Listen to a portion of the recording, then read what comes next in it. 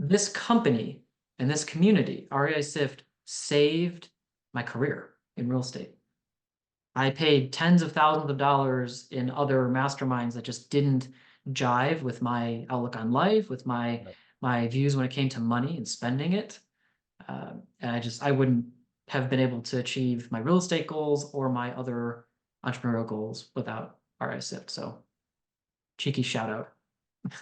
All righty, we got Jacob Bluestein on the podcast interviews, case studies today. I haven't seen you in a little over a year, and I am super excited to have you here today because you are doing what I think is the best way to wholesale, which is a virtual wholesaling. And I'm going to talk a little bit about you, then I'm going to let you do your thing because I just think you're the coolest, man. And a little over a year ago, maybe some more than that, you said you were thinking about doing some traveling. And I remember you reaching out in the mastermind community, some of the guys in there that maybe have done some virtual wholesaling, and I think you were asking, like, what's the best way to do it? Like, how do I manage my team? And you're like, I think I got what it takes. I think I have the stuff set up. And then you just decided I'm traveling. So where have you all been traveling in the past year while you've been wholesaling? It's been quite a journey, but I've been all over the US. I went to Asia for a while. I went to Europe twice. I'm in Europe now as we're recording this. I've basically been, nomadic and virtual for, a better part of almost 2 years. 2 years. So, So you've seen like close. 8 or 9 different countries, something like that. More than that. More? A lot more than that. Yeah. Okay. Yeah. Cool. Well, I think you have an interesting perspective. I think there's plenty of people that would love to leverage the freedom that real estate can give and use it for traveling and creating more time for themselves. So, I guess let's start out with kind of how are you approaching getting deals and marketing deals, and then like what's your current team size? And then we'll kind of talk about some of the intricacies around being out of country while you're still running a business in the US. So just kind of break down what's the layout of the marketing flow right now and kind of that sort of thing. Where are you operating out of? Yeah. So RI Sift, this is our core and our backbone, sales, marketing, and our CRM. Yep. So Sift line specifically, we have boards set up, some that look more like a traditional CRM, just visualizing the pipeline, one for lead management specifically, and then for Sensei Flow, which is our 98%, like that's our core marketing process. We do Sensei Flow, a little bit of first to market stuff on only a couple of lists. We don't get that crazy with it. And my team size is a team of 3, including myself. Okay. 2 VAs based out of Egypt, cold caller and a lead manager, and then myself, acquisitions and dispositions. That is the entire team size. And it was really, it was a bit of a hard change to make in thought process, because it's easy in this business, I find, to want to do lots of different things because they all work. And you see, especially in like Sift, for example, in the community, you see everyone doing all these different things that sound awesome. But it took about a year or so to really get dialed in on our virtual Sift line with just those couple lists and just the Sensei Flow through 4 attempts. We don't even go through all 7, just 4. And that required quarterly iterations of how can we get more juice out of what we're doing without spending more money? Like the game of that. Right. And about a year in, we got into this pretty good flow, I think. Okay. And so there's so much we could discuss when it comes to that. What were some of the beginning issues that you were noticing that you had to address kind of like right away as you stepped out of country and started doing this virtually? And how did you solve there weren't as many as I thought there would be. I think it was more scary in my head than in practice. And part of the big reason was I'm sitting at my desk in Jacksonville and I'm behind my desk 95% of the time on the phones, closing virtually, because Jacksonville's quite large. And even living there, I didn't want to drive 2 hours to an appointment, 40 minutes there, 40 minutes back. So I started locking up houses over the phone. And I was like, well, if I can do this from a computer here, why can't I do it from anywhere else? But when I fully made the jump, there were kind of two aspects that I struggled with a little bit. So one is there is the occasional seller, typically a bit older, that just is not comfortable with technology. They're either not trustworthy of someone on the phone, no matter how reputable we are, uh, or they refuse to electronically sign. So that there was a small demographic we really had to adapt to, and it wasn't that hard to adapt to it. I called up a good friend of mine. I have a couple good friends who are also wholesalers, and I'm like, hey, we have this hot lead. We've built the rapport. We've done the work. Can you go on an in-person appointment and close it? And we just pay a commission, because to someone who has an operating wholesaling business already, for them to incrementally take an extra hour or two out of their time to make $3,000 to $10,000 is a no-brainer, for Yeah. them.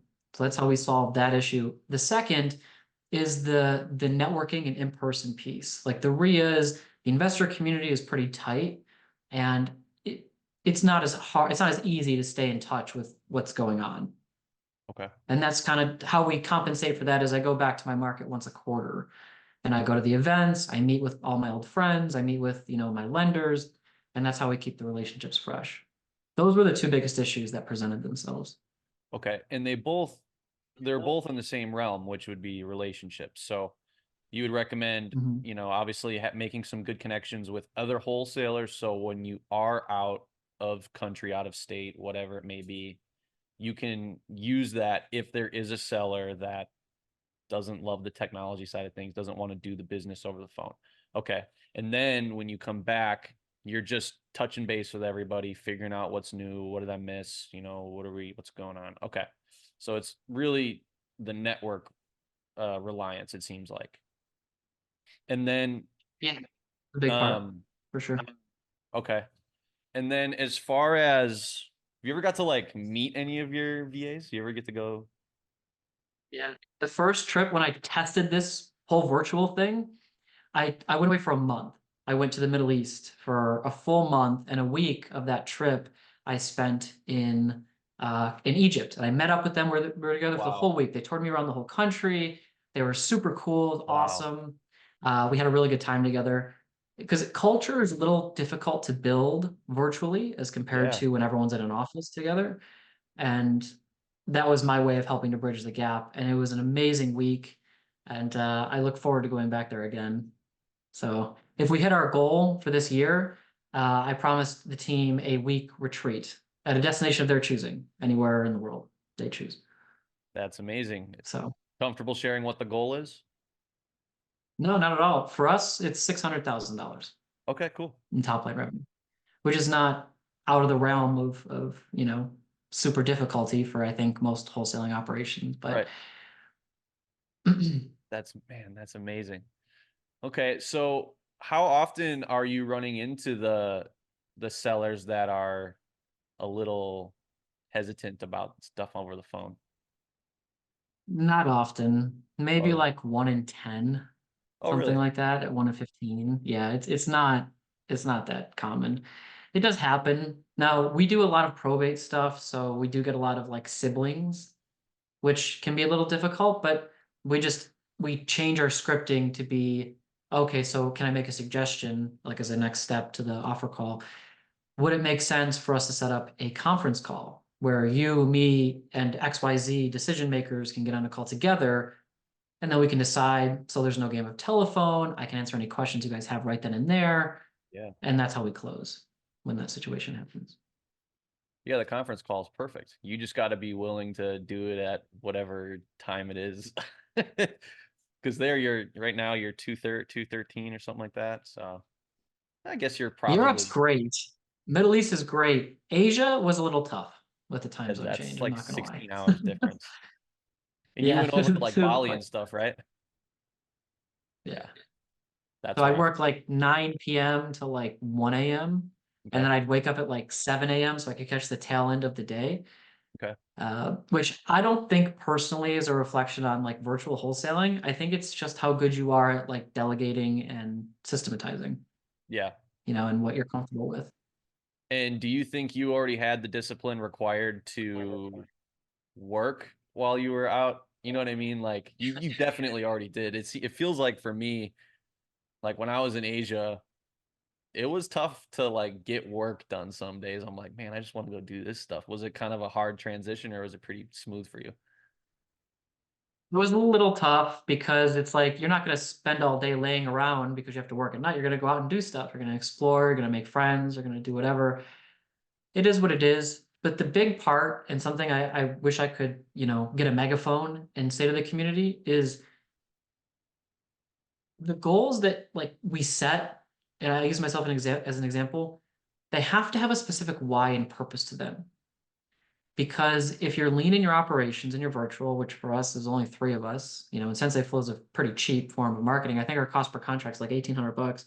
Sure. I had the freedom to choose when I wanted to take time off guilt-free and not. Because at the end of the day, we have to cater to sellers and what times they want. But if we're lean enough and we're profitable enough, I have the freedom to be able to say, I'm not going to take offer calls past, I'm only going to take offer calls between 9 a.m. and 12 p.m. my time, right? And if they fall outside of that time, we're going to farm them out to other wholesalers, competent, good, Yep. trustworthy people. And it's okay if we make less money on them because the business exists to serve my lifestyle and goals and my employees' goals, not the other way around. And I learned that pretty quickly in Asia with the time zone difference. Yeah. Yeah, you'll figure that out, I suppose, huh? Um, that you have to value your time a little more and make sure you're not just taking calls in the middle of the night. Um, I got to be honest, man. So since working at REI Sift, I've been around.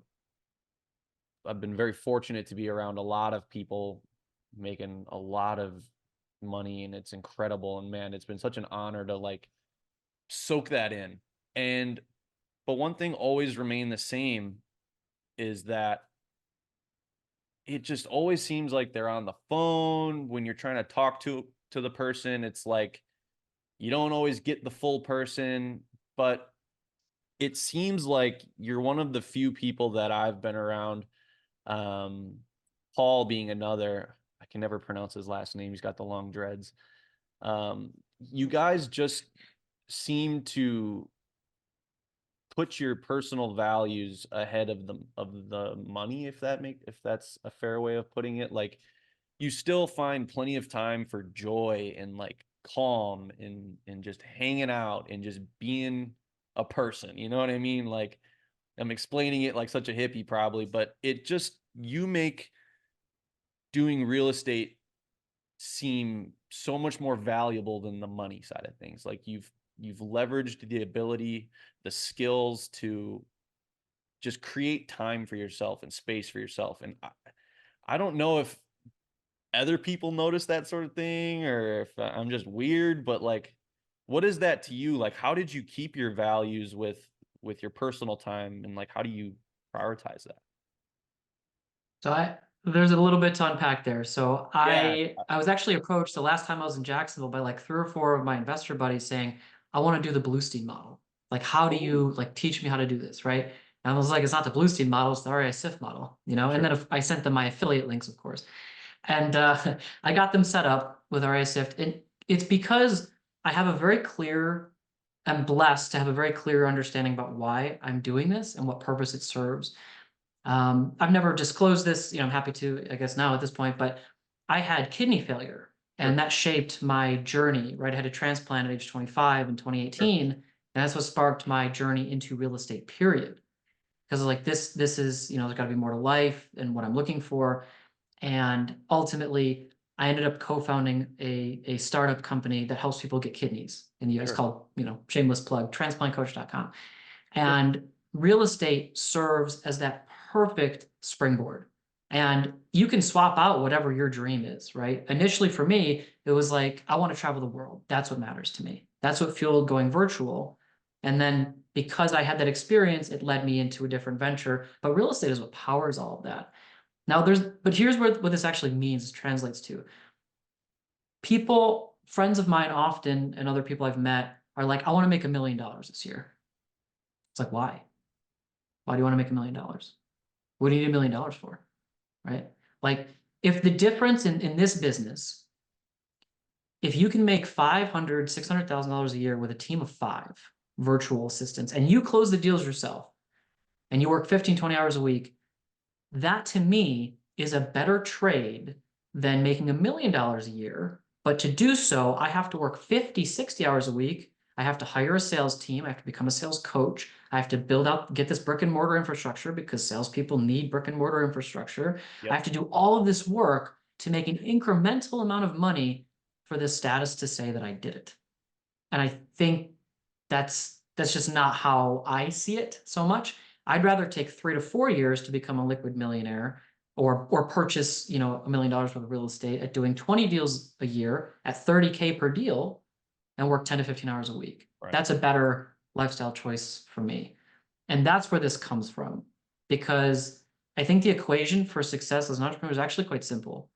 It's what is the input of time equal to the money you exchange for that time? Because we all do it.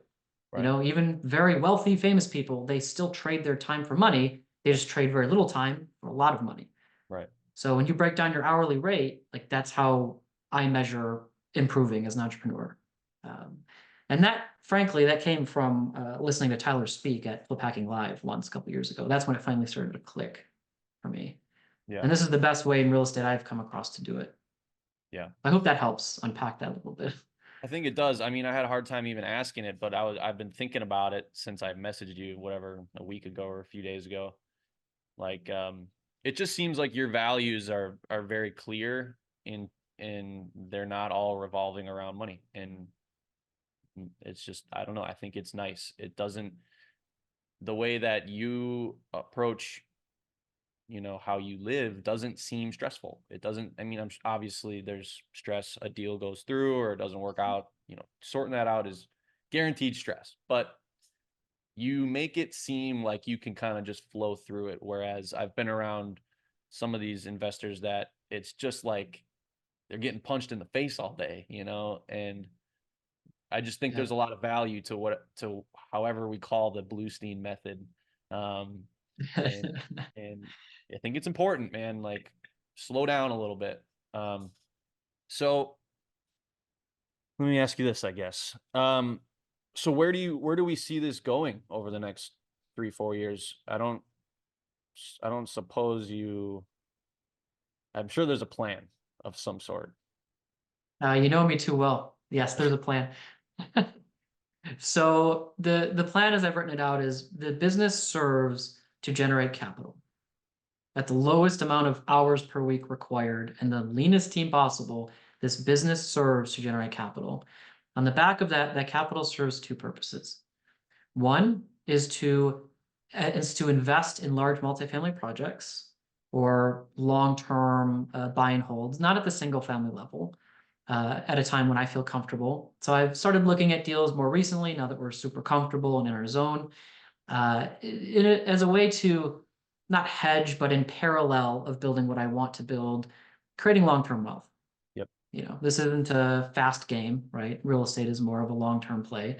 So that's purpose number 1. And number 2, the capital is meant to fuel my higher entrepreneurial purpose, Yep. which for me is the software company that I was telling you about. Sure. That's the plan. So this business will continue to run until such time where either my ROI is higher elsewhere, probably in healthcare and tech, Yep. or where it no longer suits the higher purpose if that changes. And it's very possible I may go in the other direction at some point. Right. I may decide in 5 years that I've had my run at this other thing. I'm going to move back to Jacksonville, or I'm going to brick and mortar somewhere. I'm going to build out a big sales team. And there's nothing wrong with doing that, but it just has to serve your purpose, and it doesn't mean now. It's not today, Jacob. Yeah. Okay. Exactly.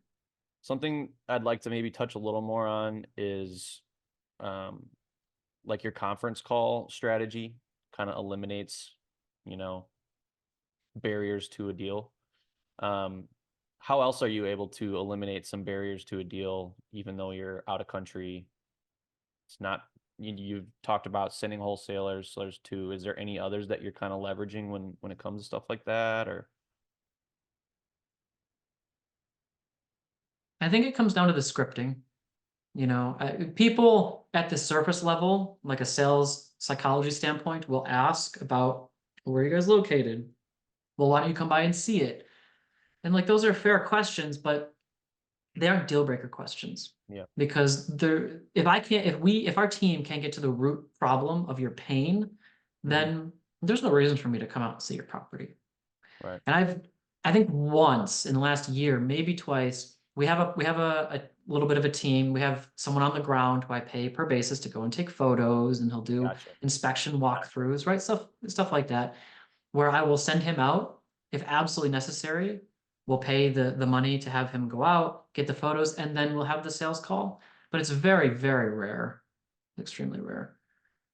Okay. And So we don't have very many other barriers, I would say. okay. And then in terms of you used the word reputable earlier. Is there outside of what I suppose would be like having your websites and stuff, how are you maintaining a great reputation while you're out of country and stuff like that? Is it had to have changed at all for you, or is it just basically the same thing as if you were here? It's the same script and process and approach I would use if I was sitting at a desk at a co-working space in Jacksonville. Sure. And we don't take a here's our price, take it or lose it, or take it or leave it approach. We take a more consultative approach of understanding what the problem is. If we're not the right fit, then we'll say that, you know, nothing to lose. And if there's true pain and pain we can solve, then we typically get the deal. And we're also incredibly fast. We're very efficient when it comes to getting to the sellers we need to talk to first. Okay, I'm wholesaler A. I do maybe a deal a month. How do I get my ducks in a row to start going virtual? Do I need to get any ducks in a row if I'm doing a deal a month? You know, maybe I got my cash flow runway, maybe I got, 6 months of overhead. Just jump, or what do you think? Is it one of those jump methods, or is it more of a ease into it? I think I know what you're going to say. A little bit of both. Yeah. A little bit of both. I would say first and foremost, don't fall into the trap of benchmarking yourself to others. I think that'll crush and stop your dreams real quick and get you very distracted for a very long period of time. That's one. And two, if you want to go virtual without leaving your market. Like if you live in Jacksonville, whatever city you live in, do your deals virtually. Don't go to in-person appointments. Now, you could make the argument the close rate increases a little bit with in-person arguments, and that may be true, but you don't have to get all of the deals to be wildly successful in this business. You just have to get some of them. Frankly, not that many, especially if you have a higher profit margin. Right. So I found extreme value. So I tried to go virtual once, and people don't see this side often, Right. and I failed. My first real estate business was actually in New York City when I lived there. Right. And I tried virtually wholesaling out of Cleveland, Ohio, because the houses were so cheap, and I got crushed. Didn't understand the market, didn't understand the street by street dynamics. So if you want to take a more middle of the ground approach, live where you want to do your deals, and make sure you understand the market to a good enough extent, a decent extent, not perfect, just decent. Like, what are these different areas? What's kind of the hot, the not? Okay. And that also goes hand in hand with networking with the inner core group. Every market has one, right? Of super successful investors, lenders, so on and so forth. And then you can leave. And then try leaving for a month. Try leaving for 3 months. And then see how you do. But I guarantee you, if you can lock up deals from your couch or from your desk in your house, you don't need to physically live where you do deals. So virtual wholesale, where you're at, from the town you're living in first, get your proof of concept, then go. If you can, yeah. And I know that's a bit of a hot take because the virtual model overall is becoming quite popular, even in markets that you've never physically been to.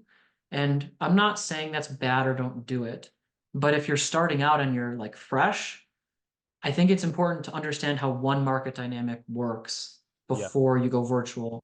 Because if you can do that, then like I've never been to Gainesville, Florida, for example.